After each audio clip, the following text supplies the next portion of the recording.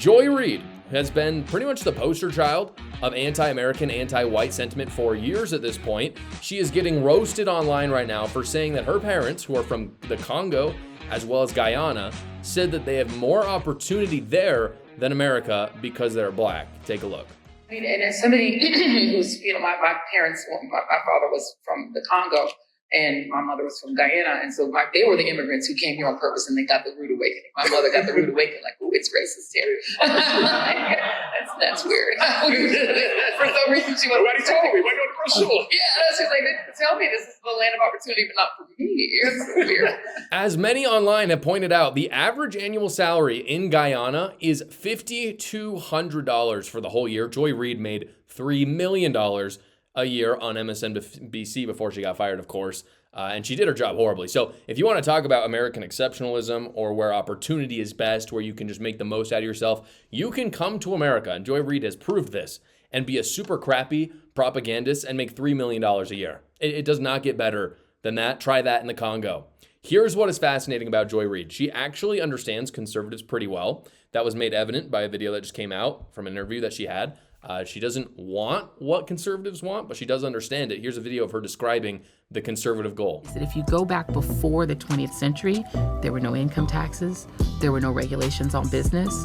You could earn as much money as you want, leave 100% of it to your children with no taxes. Right. That's the world they want back. And to get it back, they need society to change. They need people to be less modern. They need people to want fewer things. No, please don't cut the income taxes. No, please don't make it so we can make as much money as possible and then hand it down to our kids.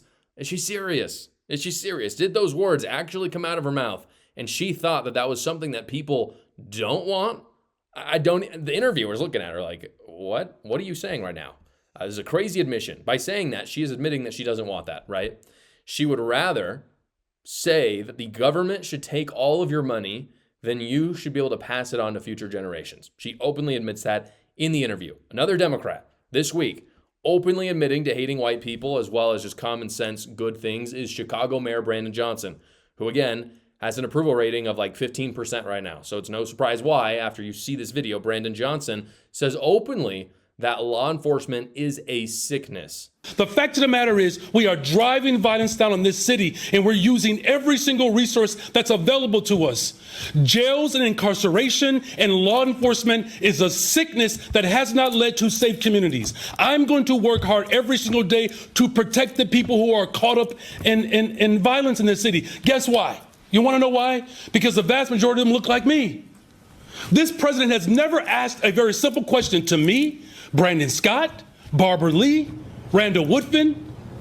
He doesn't talk to black mayors about what it's like to live in communities that have been disinvested in. Let's be very clear about this. Brandon Johnson does not see himself as the mayor of Chicago. He sees himself as the mayor of Black Chicago. He is in it for his own race, and that is it. He's got no allegiance to anybody else, and he knows that black men are causing most of the crimes in Chicago because it's a quick Google search, and I'm sure he sees all kinds of horrible things happen every single weekend in Chicago and does nothing about it. And he knows who is doing the crime, and that's why he calls his own law enforcement a sickness, because it's the only way to rectify in his mind those crazy beliefs of anti-whiteness at the same time of he can do no wrong, and his culture and his community can do no wrong. Ilhan Omar is the exact same way. This week, she went on a show saying that white European values should not be preserved in America. So the idea that this is a white nation that needs to be preserved is a fascinatingly disgusting view, because this country is one for the many. So it isn't that skin color matters. It doesn't. It's that this nation was founded on Western European principles. Leftists refuse to acknowledge that. They say, ridiculous things like it was founded on black people in 1619. I'm sorry, that's not true. The slave trade was horrible, but nothing about America was created by slaves from Africa. If you look at the values, all of it is Western European Christian values, all of it. As it turns out, each culture has its own culture. We don't want the culture of other nations here to dominate Western values. If you wanted that, go to those countries. If you want Indian culture, if you like the caste system, go to India. I'm not saying, honestly, I'm really not. I'm not even saying that we need to just expend all these resources and time trying to westernize these other countries. That was a kind of, a thought point from conservatism in the early 2000s with the Bush administration. I don't even think that's a very productive thing for America to do. I think there's a lot of historical precedents that has backfired. I think there's maybe some justification for doing it here in the Western Hemisphere. On the Eastern Hemisphere, I think that is a futile effort, really. And so I'm not even saying that. If you want those places, they're going to be there. They're going to be there, and I don't even think America should try to meddle that hard in their culture. But don't come here wanting Indian culture or Japanese culture or Russian culture. Sorry, you're going to get American culture, which again was founded on Christian Western ideals in Europe. Here we celebrate our European heritage, I think we should, and all the Western wisdom that comes with it. If you like the other wisdom of other countries, go there. I don't care about your skin color. I care about the culture. The idea that all cultures are created equal is ludicrous. And I think conservatives have, in some ways, especially the more moderate ones, tried to kind of appease people and talk about how they are. They're just not. Hamas children in Gaza City do not have the same values in their culture as American kids playing on a playground.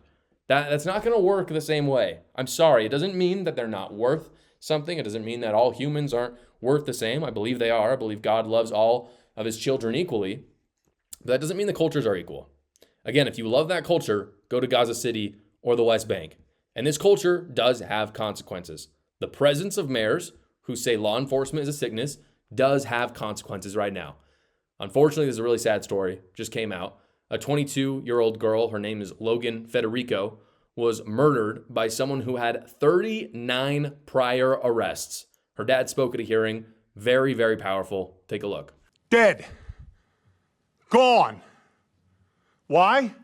Because Alexander Devontae Dickey, who was arrested 39 goddamn times, 25 felonies, was on the street. How about that?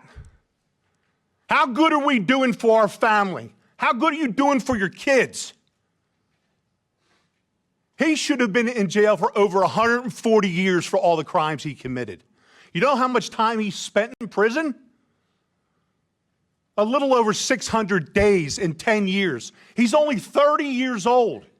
He was committing 2.65 crimes a year. But law enforcement is a sickness, and European values like the rule of law, incarcerating offenders, low crime rates, those are just for white supremacy. That's what they would have you believe.